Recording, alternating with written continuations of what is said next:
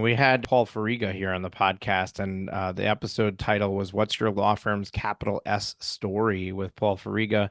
That was episode 338. You can get it at profitwithlaw.com/338, and we'll link that up in the show notes. Paul had, their whole business is helping you identify what is your story that you're going to tell that's going to basically tell people who you are and why they should do business with you as a person.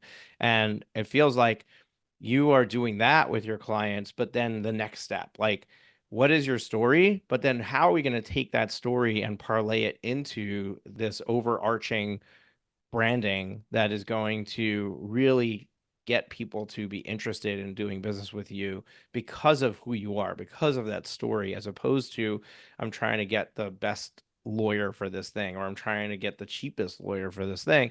Now it's like, okay, I want to work with this attorney because I related to their story. My question is, it almost feels like every type of marketing that's out there, writing a blog, making a YouTube channel, getting on people's podcasts, like a lot of the stuff that people need to do, you've almost like pulled them all together and said these are all PR. So that's great, but it also I think creates new confusion, right? Like, okay, so now I've got so many things that are considered PR and I don't know where to start. That's a good point. So I'm going to bring it back to the idea of just telling one story, telling your story, then maybe telling a client story, then a community story. Maybe you're a speaker. Maybe you are creating resources. So now take a minute and say, I've already done this. I've already created this.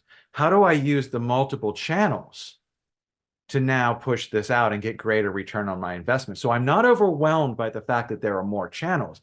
I should be elated with the idea that I have more ways that I can take this message, this time that I have spent outside of billing hours to a client, to articulate something about myself or my firm.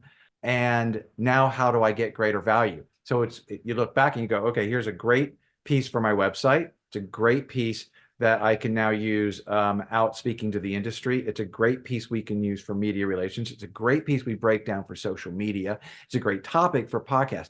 I haven't put that much work into something that I believe I can get great traction from. So I think that's one way to look at the fact that repurposing what we do and those messages are important because it's consistency. And like the old adage related to advertising, you got to run that ad 5, 10, 20 times before you think your audience even saw the ad. And still a lot like that with our messaging and our branding. So these channels shouldn't overwhelm us. They should excite us because some of them also are extremely efficient. And if we can better utilize those, then we have more money to do other branding things, other bigger projects, and we're not spending so much, in relationship to pushing messages out.